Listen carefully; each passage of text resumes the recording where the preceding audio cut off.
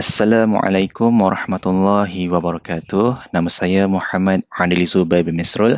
Nombor matrik 060853 akan membentangkan mengenai nota penting yang terdapat dalam video kuliah syarahan oleh Prof. Madya Dr. Said Hazrul Lutfi bin Said Omar yang bertajuk Hikam 13/12/4/2016. Video ini dibuat bagi memenuhi tugasan Dirasah At-Tasawuf An-Nasiyah USI 31602. Jadi tanpa buang masa, saya akan memulakan pembentangan ini. Seperti mana yang disebutkan tadi, video ini adalah bertajuk Hikam ke-13. Kita pergi kepada ayat yang pertama, iaitu Kaifa yushriku qalbun suwarul akwani muntabi'atun fi mir'ati qalbih. Maksudnya, bagaimana hati seseorang itu diterangi dengan cahaya iman, sedangkan rupa-rupa makhluk telah terpahat pada cerminan hati tersebut. Okey, apa yang dimaksudkan dengan rupa-rupa makhluk ialah merupakan satu pengaruh atau perkara yang dekat dengan manusia, iaitu nafsu, orang yang dikasihi seperti ibu bapa dan juga adik-beradik kita, harta dan kedudukannya. Baiklah, apa yang disampaikan pada ayat yang disebutkan tadi, makhluk itulah yang terpahat pada hati manusia. Bukannya hati itu yang terpahat sehingga nampak gambaran sesuatu yang disukai. Apabila kita mencintai atau menyukai sesuatu perkara, maka perkara tersebutlah yang akan melekat pada hati kita.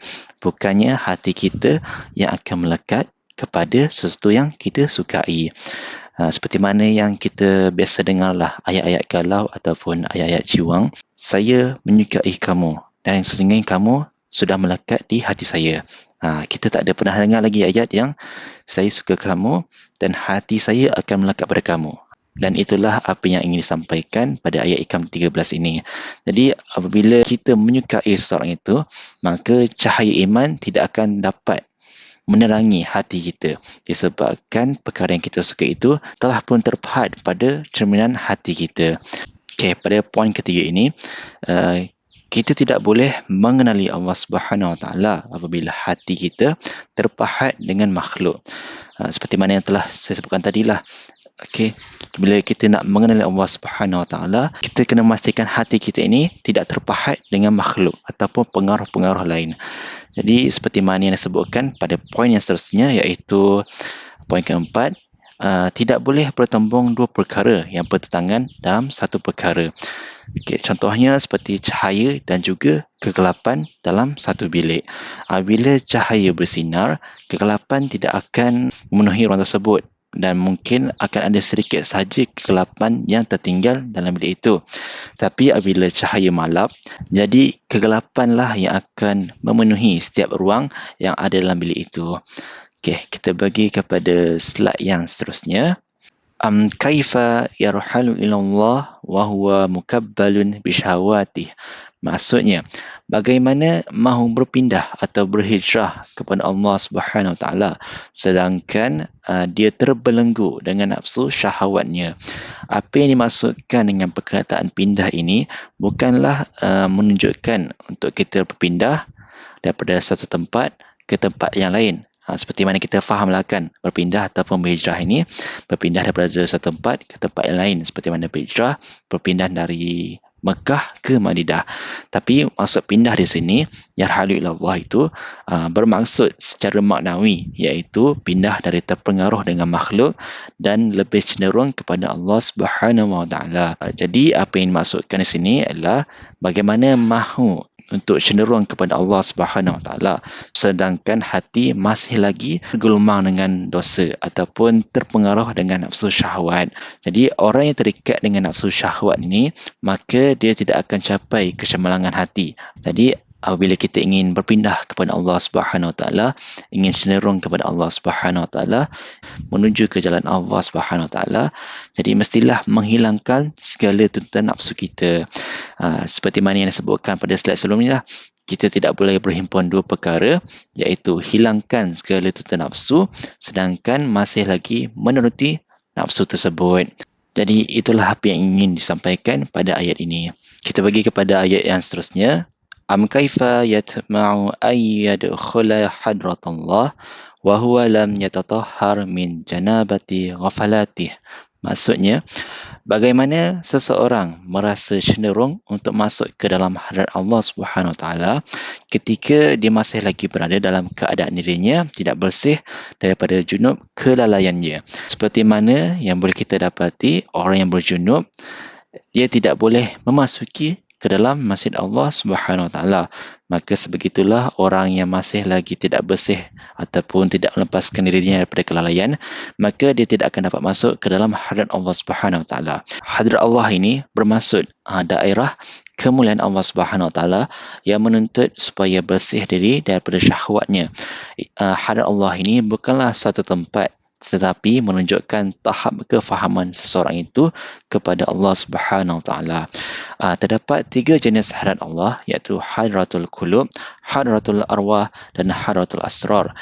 Baiklah, poin seterusnya, tidak boleh memiliki makna ingat kepada Allah Subhanahu Wa Taala sedangkan dia masih lagi belum bersihkan dirinya dari kealpaan dan kelalaian hati serta cintakan pada dunia.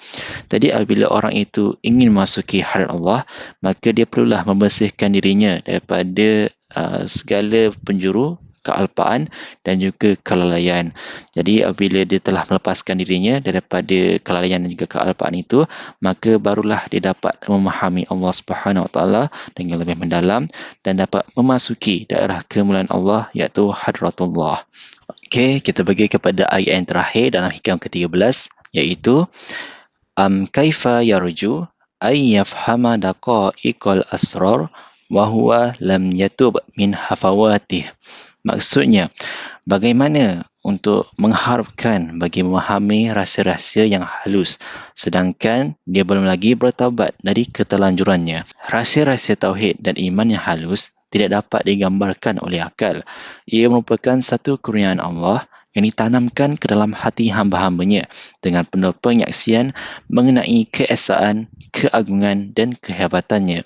Orang yang masih belum bertaubat dari dosa-dosanya tidak akan dapat memahami rahsia iman dan tauhid selagi mana dia tidak melakukan taubat. Jadi perkara penting yang ingin sampaikan pada ayat ini adalah seseorang itu perlulah melepaskan dirinya atau menghindarkan dirinya daripada keterlanjuran ataupun kemaksiatan, bertaubat atas segala dosa yang telah dilakukan bagi memudahkan dirinya untuk memahami rahsia-rahsia yang halus, iaitu rahsia-rahsia tauhid dan iman. Baiklah, kita bagi kepada slide yang seterusnya, iaitu slide terakhir, kesimpulan.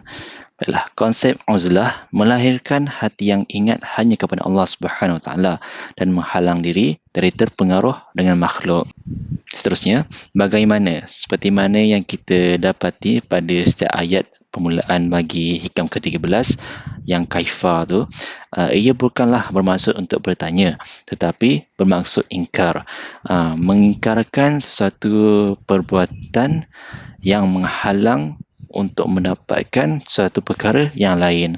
Seperti yang kita sebutkan tadilah, belum meninggalkan perkara yang lalai atau perkara yang alpa ataupun perkara yang maksiat untuk mendapatkan keridaan Allah dan memasuki hadratullah.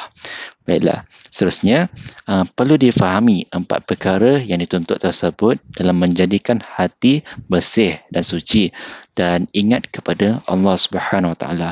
Okey, 4 perkara tersebut seperti mana yang saya sebutkan tadilah, iaitu hati perlulah dipastikan bahawa hanya Allah Subhanahu Wa Taala saja yang terletak pada cerminan hati. Yang keduanya iaitu memastikan bahawa diri itu melepaskan diri daripada nafsu syahwat agar dapat berpindah kepada Allah. Dan yang ketiga iaitu memastikan diri juga untuk melepaskan diri daripada kealpaan dan kelalaian bagi memasuki ke dalam hadrat Allah.